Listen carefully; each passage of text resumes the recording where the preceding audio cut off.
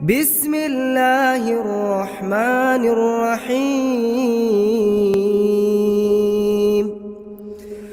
أرأيت الذي يكذب بالدين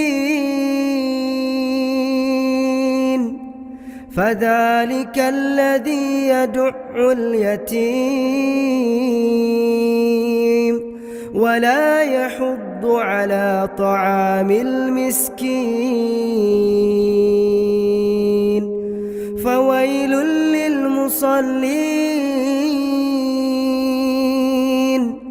فويل للمصلين الذين هم عن صلاتهم ساهون الذين هم يراءون